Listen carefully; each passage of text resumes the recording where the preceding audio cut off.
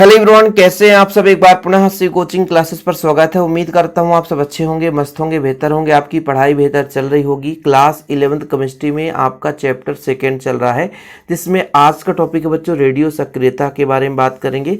साथ में alpha, beta और गामा किरणों की तुलना करेंगे। हेनरी बैक्यूरेल ने किस प्रकार से अपना प्रायोगिक अध्ययन किया और बताया कि भाई अल्फा, बीटा और गामा किरण क्या है और इनमें तुलना किस प्रकार से किया, पूरा डिटेल में चर्चा करेंगे। बस आप लोगों से गुजारिश है बच्चों कि इसके पहले हमने जो भी वीडियोस प्रोवाइड किया है वो हमारे चैनल में आपको क्रम से मिल जाएगा। यदि चैनल पे पहली बार आए हैं तो चैनल को सब्सक्राइब कर लें। और इसके पहले जैसे प्लेलिस्ट बना दिया हूँ फिजिक्स केमिस्ट्री का, तो शिव कोचिंग क्लासेस में आपको प्लेलिस्ट मिल जाएगा ताकि आप बेहतर रूप से तैयारी कर सकें। चलिए शुरू करते हैं। और जिसको भी नोट्स लेना होगा बच्चों तो कॉन्टैक्ट नंबर मेरा लिख सकते हैं आप 9685299149, 9685299149। ये मेरा पर्सनल नंबर है। इस नंबर पर आप जुड़ सकते हैं, मतलब व्हाट्सएप में कांटेक्ट कर सकते हैं, नोट्स ले सकते हैं। चलिए शुरू करें। रेडियो सक्रियता है क्या? रेडियो एक्टिव पदार्थ से किरणों का स्वतः उत्सर्जित होना। रेडियो एक्टिव पदार्थ से किरणों का स्वतः उत्सर्जित करना बच्चों रेडियो सक्रियता कहलाता है। अब आपके मन में एक क्वेश्चन पैदा हो रहा होगा कि ये रेडियो एक्टिव पदार्थ है क्या सर, ये किसे हम बोलेंगे रेडियो एक्टिव पदार्थ? ये तो आपको पता हो गया कि जिन पदार्थों से रेडियो एक्टिव किरण मतलब खतरनाक विकिरण उत्सर्जित होता है उसे हम क्या बोलते हैं बच्चों? उस प्रक्रिया को रेडियो एक्टिवता कहते हैं या रेडियो सक्रियता बोलते हैं।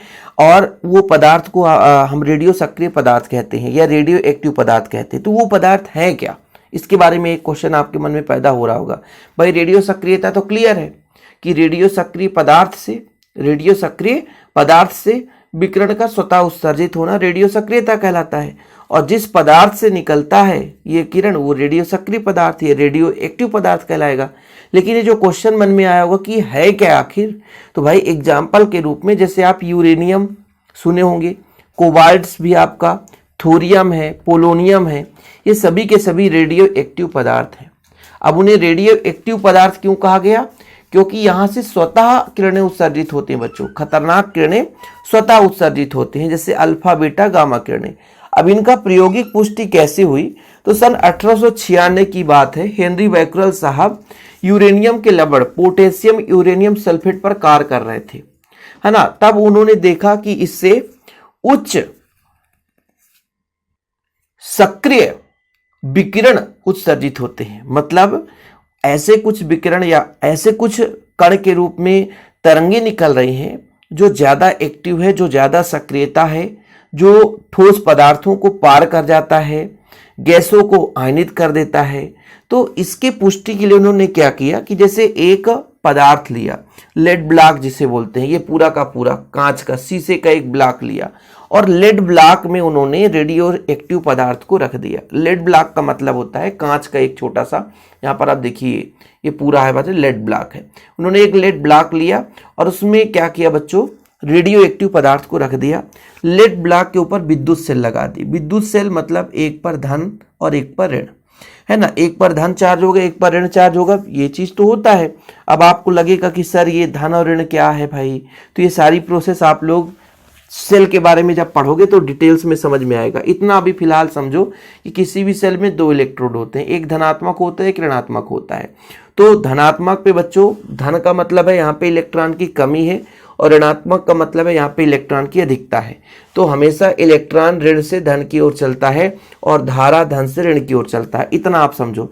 जैसे मान लीजिए कोई विद्युत सेल है, इसमें परिपथ जोड़ देते तो इलेक्ट्रॉन ऋण से धन की ओर चलने लगता और धारा धन से ऋण की ओर बहने लग जाती है। धारा और इलेक्ट्रॉन एक दूसरे के विपरीत होता है, इतना भी आप समझो। तो विद्युत सेल में 2 आपके पास चार्ज है, एक प्लस और माइनस, तो इसको लेड ब्लॉक के ऊपर लगा दिया गया। फिर यहाँ से क्या किया गया बच्चों कि जैसे हमारा ये लेड ब्लॉक के अंदर रखा हुआ रेडियो एक्टिव पदार्थ, तो यहाँ से देखा गया कि यहाँ से जो किरणें निकलती हैं तो कुछ किरण है ना सीधे चली जाती हैं, जैसे ये किरण सीधे चली जाती है। कुछ किरण विद्युत सेल के धन प्लेट की ओर मुड़ जाती है, कुछ किरण विद्युत सेल के ऋण प्लेट की ओर मुड़ जाती है। तो ये माइंड में सोचा गया कि भाई जो धन की ओर जा रहा है, जो धन की ओर जा रहा है मतलब उस पर धन चार्ज तो नहीं हो सकता, उसमें धन के विपरीत चार्ज होगा। तो बोला गया भाई इसमें ऋण चार्ज हो सकता है, इसलिए धन के पास जा रहा है। दूसरी प्लेट है बच्चों जिसमें ऋण आवेश है, दूसरी प्लेट है जिसमें ऋण आवेश है, तो ये कल्पना की गई कि भाई ये जो हमारा लेड ब्लॉक में रखा हुआ एक छोटा सा रेडियो एक्टिव पदार्थ है, इससे कुछ किरणें निकल रही हैं, कुछ तरंग निकल रही हैं। किरण कैसे होते हैं? छोटे छोटे पदार्थ द्रव्य कणों से मिलकर बना होता है। तो ये जो किरण जा रही है, तो भाई ये ऋणात्मक प्लेट की ओर अग्रसित हुई है, ऋणात्मक प्लेट की ओर झुकी है। इसका मतलब इसमें कहीं ना कहीं ऋणात्मक प्लेट है, तो इसमें धन चार्ज रहा होगा। भाई एक दूसरे के विपरीत है ना भाई, यदि धन प्लेट पर आकर्षित हो रहा है मतलब बीटा किरण जो है वो ऋणावेशित होगा। भाई धन की ओर कौन आकर्षित हो सकता है? ऋणावेशित हो सकता है। और ऐसे ही जो आपका ऋणात्मक प्लेट है, इस पे ऐसा कौन सा तरंग होगा जो आकर्षित होगा, तो उसमें धन चार्ज होगा। तो ये कल्पना किया गया कि जो रेडियो एक्टिव पदार्थ है इसमें धनात्मक किरणें भी निकल रही हैं, ऋणात्मक किरणें भी निकल रही हैं, और जो बिल्कुल कहीं नहीं झुकती वो सीधे चली जा रही है, मतलब वो उदासीन है। फिर इनको नाम दिया गया कि भाई रेडियो एक्टिव पदार्थ से ऐसे किरण जिसमें धन आवेश है, जिसमें धन आवेश है, जो ऋणात्मक प्लेट की ओर क्या है, विक्षेपित हो गई है, तो उसे अल्फा किरण दे दिया गया नाम। यहां पर रेडियो एक्टिव पदार्थ से निकलने वाली ऐसे किरणें या विकिरण जो धनात्मक प्लेट की ओर झुकी हैं, अर्थात उसमें किस प्रकार का आवेश होगा, तो उस पे कहीं ना कहीं ऋण आवेश होगा, तो उसे बीटा किरण कह दिया गया। और वो किरणें जो प्रभावित ही नहीं हुई, बिना विक्षेपित हुए सीधे चले गए, तो उन्हें गामा किरण कहा गया। कहने का मतलब ये हुआ कि जब 1896 में फ्रांसीसी वैज्ञानिक ने यूरेनियम का एक जो लवण है पोटेशियम यूरेनियम सल्फेट पर कार्य कर रहे थे, तो उन्होंने देखा कि उच्च आवृत्ति के उच्च सक्रिय विकिरण जो है उत्सर्जित हो रहे हैं, जो सामने रखे फोटोग्राफिक प्लेट को प्रभावित करते हैं। अब उन्होंने जब अध्ययन करके देखा कि यहाँ से जो कुछ किरणें निकल रही हैं वो विद्युत सेल के धनात्मक कुछ और विक्षेपित हो जाती हैं, कुछ विद्युत सेल के ऋणात्मक प्लेट की ओर विक्षेपित होती हैं, कुछ तो विक्षेपित ही नहीं होती, सीधे चली जाती हैं। तो माना गया कि जो किरणें ऋणात्मक प्लेट की ओर विक्षेपित होती हैं उन्हें अल्फा किरण कह दिया गया, धनात्मक किरणें कहा गया। जो किरणें विद्युत सेल के धनात्मक प्लेट की ओर विक्षेपित होते हैं उन्हें बीटा किरण नाम दे दिया गया, और फिर जो सीधे चले जाते हैं बिना विक्षेपित हुए उसे गामा किरण कह दिया गया।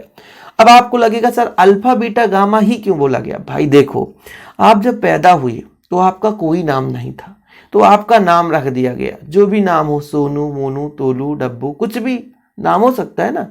तो ऐसे ही पहले इन किरणों की खोज हुई नहीं थी। तो जब रेडियो सक्रियता का अध्ययन कर रहे थे हेनरी बैकरल साहब, तो अपने आधार पर नाम दे दिया कि ये अल्फा किरण, ये बीटा किरण, ये गामा किरण है। इस आधार पर बच्चों, ठीक है, डिटेल में लिखना है, बाकी हम इसके गुणों के बारे में बात करेंगे। तो 1886 में फ्रांसीसी वैज्ञानिक हेनरी बैकरल जब यूरेनियम के लवण पोटेशियम यूरेनियम सल्फेट में कार्य कर रहे थे, तो उन्होंने पाया कि इस लवण से कुछ उच्च सक्रिय विकिरण उत्सर्जित होते हैं जो फोटोग्राफिक प्लेट को प्रभावित करते हैं। इसके अतिरिक्त ये विकिरण गैस या वायु को आयनीकृत कर देते हैं, कुछ ठोस पदार्थों को भी भेद कर देते हैं, अतः कुछ पदार्थ जैसे जिंक सल्फाइड पर प्रतिदीप्त उत्पन्न करते हैं। इन विकिरणों को रेडियो सक्रिय विकिरण कहते हैं, तथा ऐसे पदार्थों को जिनमें इस प्रकार का विकिरण निकलता है उसे रेडियो सक्रिय पदार्थ भी कहा जाता है। समझ में आया भाई? रेडियो सक्रिय पदार्थ का मतलब जिससे रेडियो एक्टिव किरणें निकलती रहती हैं, ये चीज आपको पहले बता दिया गया। यदि किसी रेडियो सक्रिय पदार्थ को लेड ब्लॉक में रखकर विभिन्न विकिरण को विद्युत क्षेत्र में गुजारा जाए तो निम्नलिखित 3 विकिरण प्राप्त होते हैं। एक अल्फा किरण, वो किरणें जो विद्युत क्षेत्र की ऋणात्मक प्लेट की ओर जा रही हैं, मतलब इस पे धन चार्ज है ना। वो किरणें जो धनात्मक प्लेट की ओर जा रहे हैं, मतलब ऋण चार्ज है, उसे बीटा किरण। और जो किरण प्रभावित नहीं हुए बच्चों, तो उसे गामा किरण कह दिया गया। ठीक, ये तो हो गया आपका अल्फा बीटा और गामा किरण के कॉन्सेप्ट के बारे में। और कई बार क्वेश्चन पूछा गया है अल्फा बीटा गामा किरण का जो है आप क्या करो, तुलना करो। तो थोड़ा सा इसको आपको माइंड में बैठाना पड़ेगा कि चिन्ह के रूप में, चिन्हात्मक रूप से किस प्रकार से प्रयोग किया गया। तो अल्फा किरण का नाम इस प्रकार से माना गया बच्चों, हीलियम परमाणु को अल्फा किरण का नाम दिया गया कि हीलियम है, परमाणु क्रमांक 2, परमाणु भार 4 है। ठीक है, तो इसे हम अल्फा किरण कह दिए क्योंकि इसमें धन चार्ज है। दूसरा बीटा किरण ऋणात्मक है बच्चों, मतलब 1 इलेक्ट्रॉन है जिसमें माइनस चार्ज है, द्रव्यमान 0 है। और गामा किरण में किसी प्रकार से कोई आवेश नहीं है, ना तो इलेक्ट्रॉन है ना तो द्रव्यमान है। इस तरीके से इसको माना गया। उच्च ऊर्जा की विकिरण है ये, सबसे ज्यादा भेदन क्षमता गामा किरण की। तो ये संकेत है बच्चों। इसमें यदि हम आपसे कहें तो इसमें 2 आपका आवेश है, द्रव्यमान 4 है, यहाँ पर आवेश 1 इकाई है, द्रव्यमान 0 है। ये जो आपका गामा किरण है ये विद्युत चुंबकीय विकिरण है जिसकी तरंगदैर्घ्य बहुत कम होती है। तरंगदैर्घ्य कम होती है बच्चों, इसका कोई द्रव्यमान नहीं होता है। मतलब सबसे छोटा आकार इसी का होगा, तरंगदैर्घ्य कम होता है, ठीक है, और ज़्यादा दूर तक ये भेद कर सकता, किसी चीज़ को भेदन करने की क्षमता सबसे ज़्यादा होती है, उच्च वेग होता है इसका। तो ये पहचान ही आपका क्या हो जाएगा, एक तुलना हो जाएगा।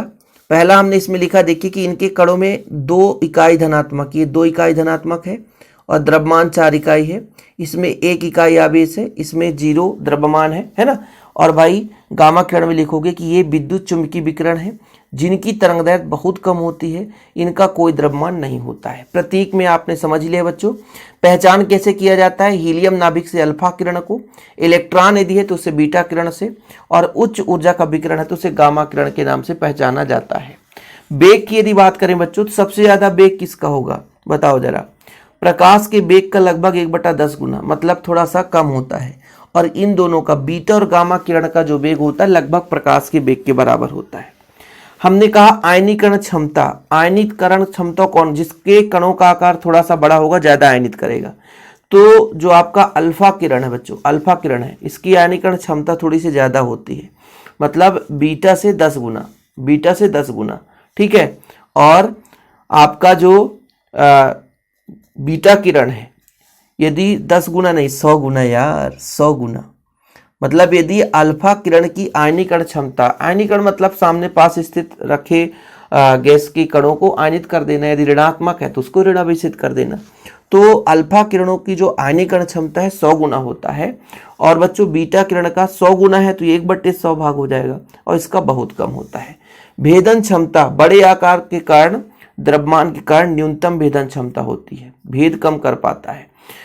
उच्च वेग एवं नगण्य द्रव्यमान के कारण इसकी अपेक्षा 100 गुना होता है, और जो गामा किरण की भेदन क्षमता तो और बहुत ज्यादा होती है, सबसे ज्यादा होती है। फोटोग्राफी प्लेट को प्रभावित करने की बात करें तो सबसे ज्यादा अल्फा किरण है ना, फोटोग्राफी प्लेट को प्रभावित करता है, फिर बीटा किरण, लेकिन गामा किरण बहुत कम।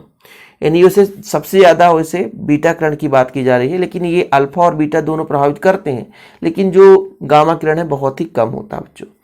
जेडएनएस स्क्रीन पर प्रतिदीप्त गतिज ऊर्जा के मान के कारण अल्फा किरण सर्वाधिक होता है, थोड़ा सा ये कम होता है और ये फिर और कम हो जाता है, ये हो गया। तो तुलना उतना नहीं पूछा गया है, लेकिन रेडियो सक्रियता के बारे में क्वेश्चन पूछा जाता है। रेडियो सक्रियता किसे कहते हैं, अल्फा बीटा गामा किरणों के बारे में पूछ दिया जाता है, किस प्रकार का आवेश होता है, इसका प्रतीक क्या है। अल्फा किरण को हीलियम से दर्शाया जाता है, बीटा किरण को इलेक्ट्रॉन से, गामा किरण को गामा का चिन्ह नहीं है, ठीक है। तो स्क्रीनशॉट ले लिया करो बच्चों आप लोग, है ना। इसके पहले तो स्क्रीनशॉट ले लिए होंगे, इसकी तुलना के बारे में स्क्रीनशॉट ले लो। और इसका हैंड रिटन नोट्स मात्र 100 रुपये में प्रोवाइड किए जाते हैं हमारे चैनल के माध्यम से।